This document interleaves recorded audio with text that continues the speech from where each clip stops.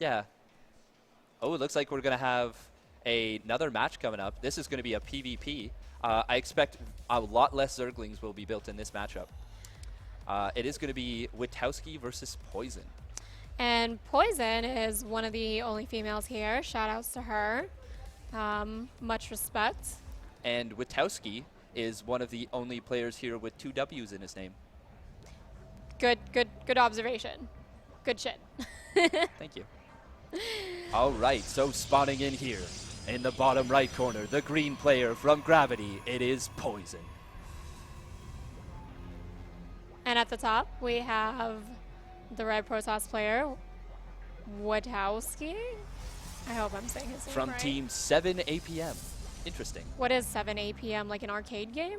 No, 7 APM. So No, like I'm saying, like, you know, like the only time you would ever have 7 APM is if you were playing an arcade game. He's right? already lied about his name. I see 150 APM right there. Right. Right. His pants are on fire. He should be kicked Do from we the have team. a fire extinguisher in the premises? He should join team #OnFire. Oh, maybe. Looks like he's going for a double gas opener.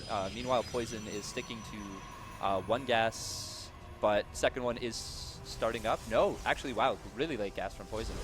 Which could be going for an early Nexus. And meanwhile, we are probably going to have double gate Adept coming out from Witowsky. But yeah, it looks like a gate Nexus from Poizon. And Witowsky is going to be looking to put on that early Adept pressure. Poizon does scout that out, though. And yeah, that's a pretty important scout to see that. I would like to see her maybe add on a second gate. Goes for that second gas that is going to allow for that Mothership Core and some Adepts. But, oh, there it is. There's that second gate. Am I a prophet? I don't want to throw that word around, but yes. Yes, I am. Well, I don't know too much about PvP, so all you're going to hear from me is oohs and ahs and oh. That's actually more helpful than you might think. Yeah? All right. That is a really long patrol route, by the way, for that probe. It's checking both bases, actually. Witowsky kind of faked a probe going there, but looks like, oh wow, it's actually double Stalker. Is he maybe going to follow this up with a Stargate then? Or has he not scouted? Does he not know what Poizon is doing? No, he doesn't. So this is a very safe build. This is very blind. Yeah. Very blind indeed. Is he possibly going for like a mass Blink Stalker play? This would be a good map to do that in. But I'm not sure. Well, it seems like they're both doing like semi-mirror builds. Except for that Nexus, it's their production is going to be quite similar. Witowsky is going to have to do something though. He actually does have a worker lead. Interestingly enough, Poizon, there we go, starting up 2 more probes. Going to need to catch up in that. But because of the second Nexus, she's going to be able to surpass the income, even if Witowsky goes past the current worker count he has.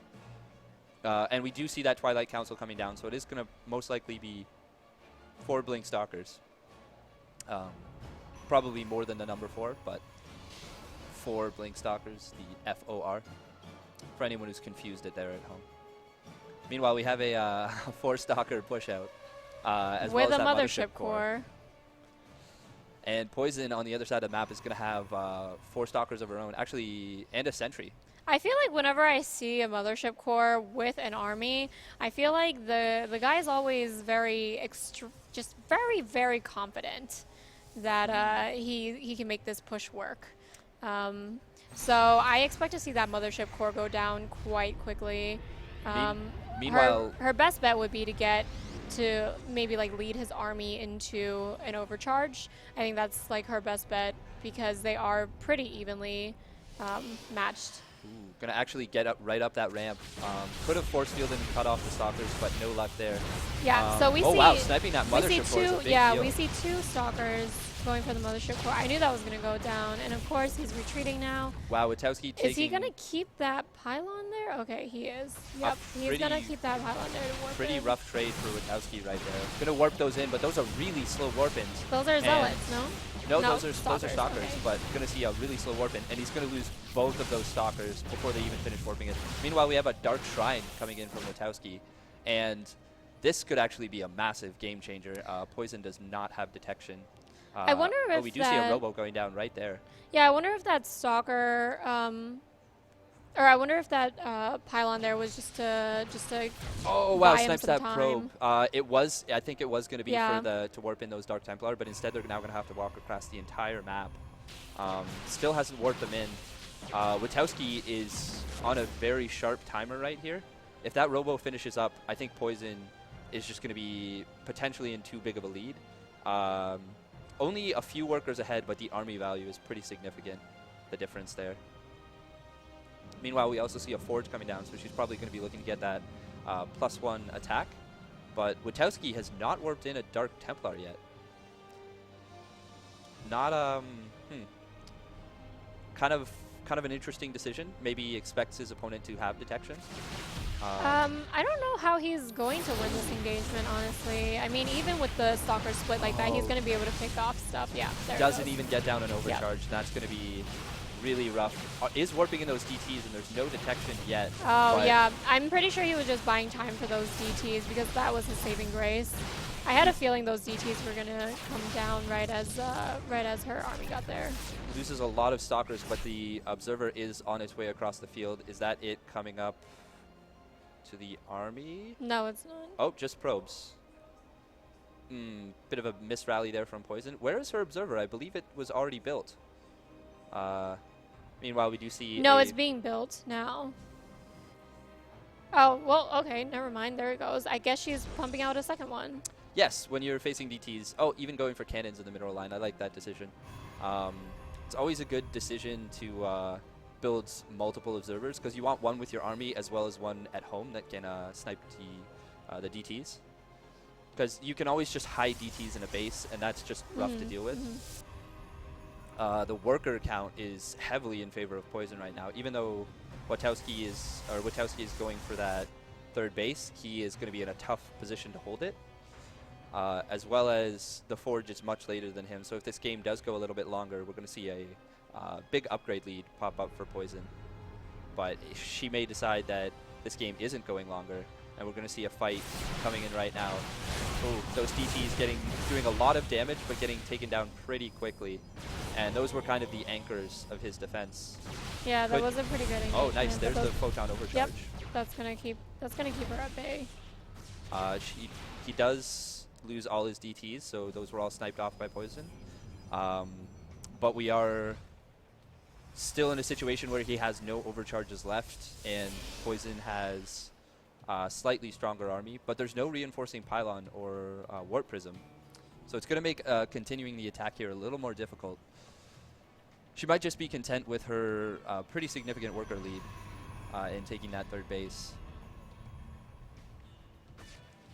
Ooh, looks like she's going for a robotics bay. So potentially we're going to see some disruptors. Those are absolute god mode in PvP. You can just really destroy an entire army with a nicely placed disruptor shot. I would love to see some drop play happening from the both of them. If we could see disruptor drops from Poizon, or if we could see DT drops from Witowsky, I think that would make things a little spicier. That would be really nice, because when you do a DT drop, even if there's a cannon in the roto line, you can actually just drop it right directly on the cannon and just focus that down to nothing flat, and then you have DTs in your opponent's base. You can warp in a whole bunch more units. It's just really difficult to deal with. Right. The beautiful thing about Protoss, though, is whenever they do get dropped, they have mothership cores that can recall. So they can respond very quickly. That is true. Something I've always been very jealous about. Me too. And we do see Poizon actually going for that proxy gateway to get those faster warp-ins. And with 2 Immortals here, she has just a devastatingly terrifying army. Even building a second robotics bay, second robotics facility, I should say, and starting her first disruptor. This is a really scary army from Poizon. The only thing I'll say is with those pylon overcharges, he might be able to make something happen. Looks like they're going to target down the Immortal. And going for the mothership core on both sides, so they're both down right now. But Immortal does go down. Yeah. Witowsky's losing that pylon. Both as well. Immortals from Witowsky have gone down. They were targeted. And it looks like Poizon just has way too much here. Yeah, those immortals are putting in a lot of work. Is there an observer with this army? It might have. Oh, it did Oh, get nope. sniped, but he looks like taps out. we see Poizon take this down. You go, girl. Ah. I see you. Repping that Protoss race. Says DTs, nah. Meaties. Meaties, really? Meaties, yep. Meaties.